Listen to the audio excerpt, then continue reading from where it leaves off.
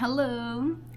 Okay, as the title says, I did get the very unique opportunity to go and watch Bellatar's 7-hour, 19-minute film Sátántangó, which is an adaptation of Laszlo Krasznahorka's book Sátántangó, and I really love both so much. The movie, I will be honest, I was really scared. I was like, okay, I just got tickets to go to this 7-hour movie. It sounds great in I don't even know if I can say it sounds great in theory, because I don't think it does. But it was something I knew I had to go see. But I was just scared, oh, am I really gonna regret this? Is this gonna be torturous? So it definitely wasn't. This video, it will be less of a historical, academic informed review. I kind of just want to talk about the experience of going to see it and more just my general impressions.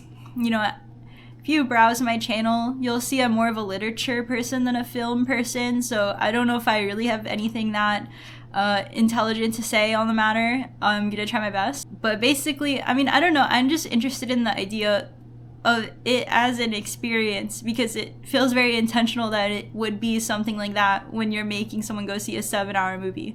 So my friends and I got tickets. We went. When we first walked in, it was pretty cool. They had all the copies of the book for sale if you wanted to pick one up. It started at 10 a.m. Okay, so we went to go sit, and I'll include a clip of this, but funnily enough, when I sat down, I sat and realized that someone's phone was there.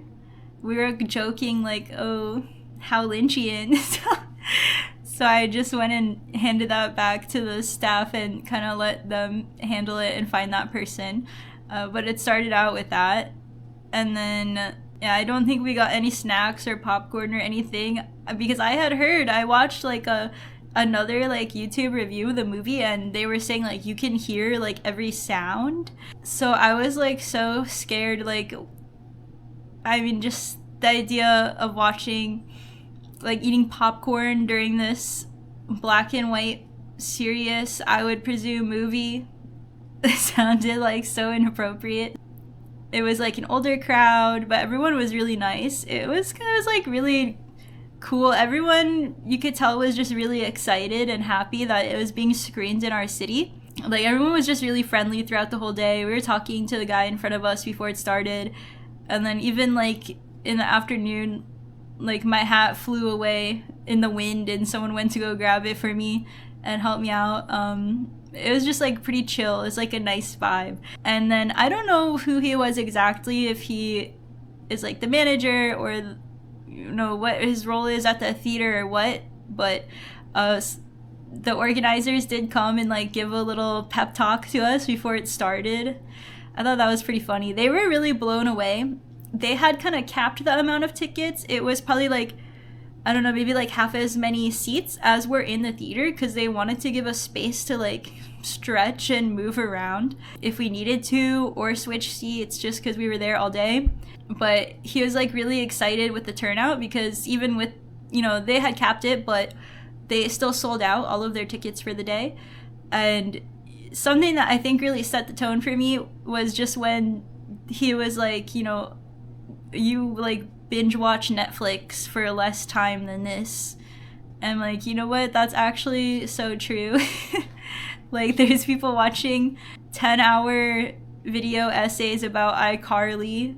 So I would hope people have time to watch actual amazing art that's 7 hours. I realize yeah, to be fair, if this was a TV drama or something, a show, you could sit and watch it no problem.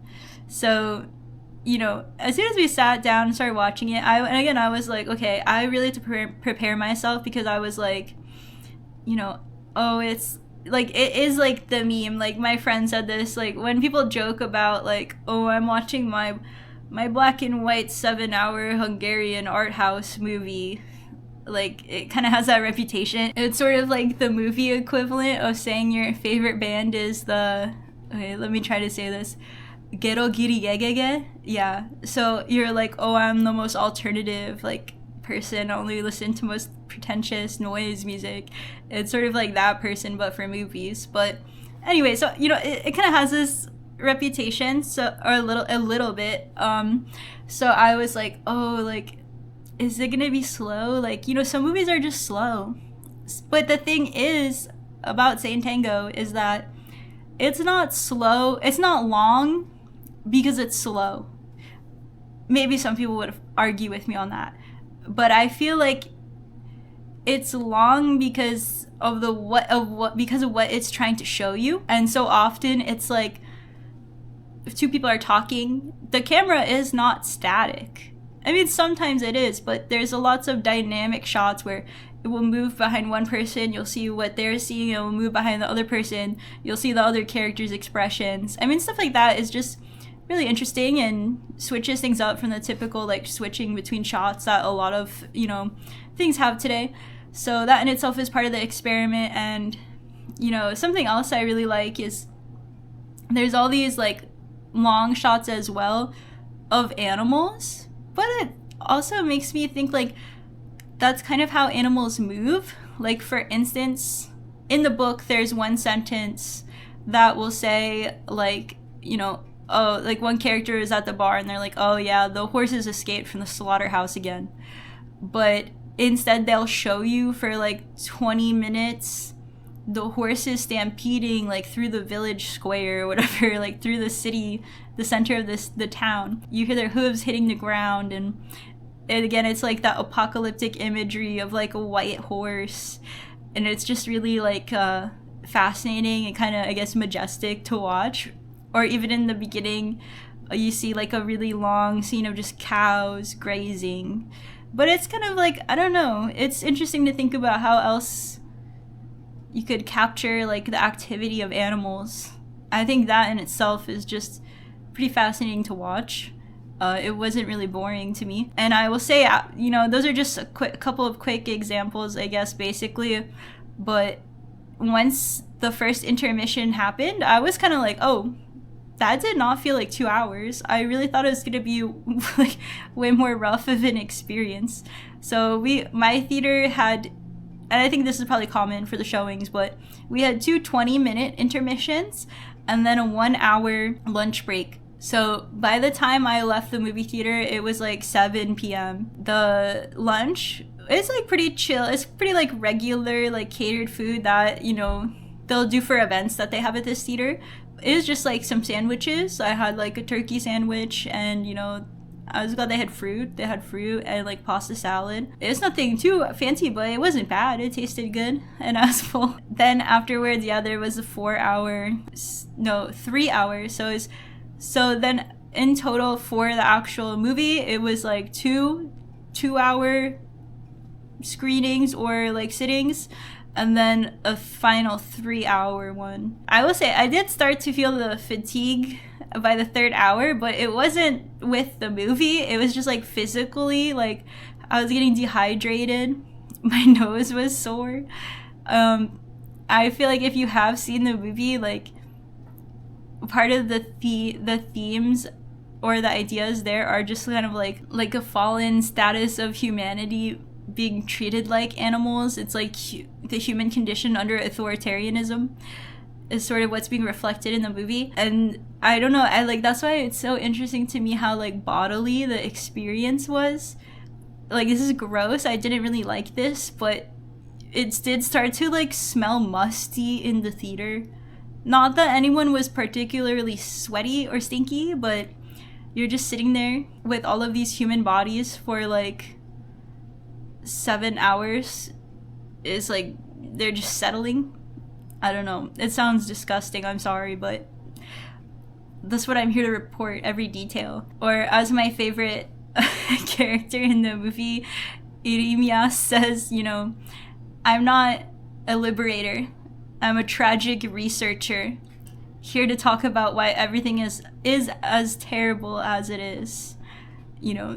I love that. I guess that's mostly the like physical experience. I wanted to film more during the intermissions that were like 20 minutes, but I knew I had to stretch. It's basically like getting on an airplane or something.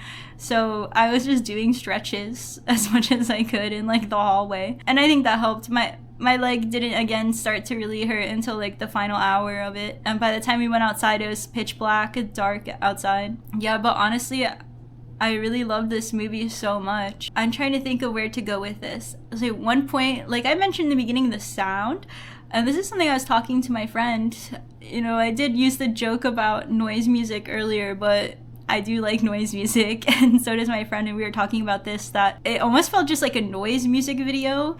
There was a lot of texture being created with the sound in the movie. For instance, they play like accordion or play recorded songs, but the recording quality is poor, so the quality of the sound is bad, so there's texture to it. There's animal sounds, of course, like the sounds of owls, the sounds of like belching or gurgling that like pigs make, and then you hear people making the same sounds. A major thing is the rain. So in the book as well, it's always raining and pouring. It's like this biblical like deluge, this like biblical flood, and it's kind of nice to just sit and hear the rain. It almost makes it feel real, like it really is raining outside or something, because again, it's not just like a 20-minute scene or something. It's like you're hearing this all day while you're sitting in the theater.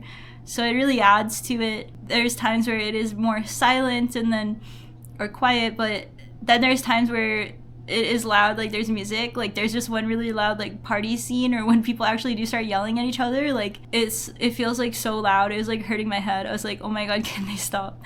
I think that was like one of the most unpleasant part of the experiences for me. Or even too, I really like there will just be like really loud thunder cracks, which I don't think I jumped, but it is like, oh, what's happening now? I do love how much like there is an actual like physical quality to watching this movie and experiencing it and hearing it without even getting into anything of the actual visuals. It's so close to the book. It does such a good job of capturing everything from the book. It makes me wonder, like, if I knew more about adaptation studies, I could say more, but it makes me wonder, like, is that like the trick to getting all the detail of a book, is you just really need like 10 hours or like this incredibly long time? Because I love that it shows these little things. Like, again, part of the reason there's such a runtime, like it shows you the characters like using the bathroom. It shows you like the mundane, abject things that you would overlook, but you're forced to watch them. But it just makes it feel more real, like you're actually there with them, passing time with them, existing with them. For instance, the one I keep telling everyone about, my favorite part of the movie is just a character is in a rage and destroys everything. He's kind of stares, realizes what he's done, and then he has to pick it all up and clean it all up, and you have to watch him do that. Because like, I don't do this often, but if that's ever happened to you, it's like, oh, that actually is like because those are the actual consequences of doing something like that. And otherwise, or if it was filmed a different way, or you just cut it, you know, I'm sure that even in like the silliest sense, there's probably times you're watching movies and you're like, you know, we cut a scene, we jumped forward here, but it's like, oh, now they have to do this, or like, oh, they didn't show this happening. I wonder what that was like. You don't have to wonder about those things with this movie. It forces you to witness it. But honestly, I would rate it 10 out of 10. People were saying this is like the best movie ever. I would watch it anytime that I'm able to see it. And at first I wasn't too sure about that when I, you know, got the ticket, but I agree.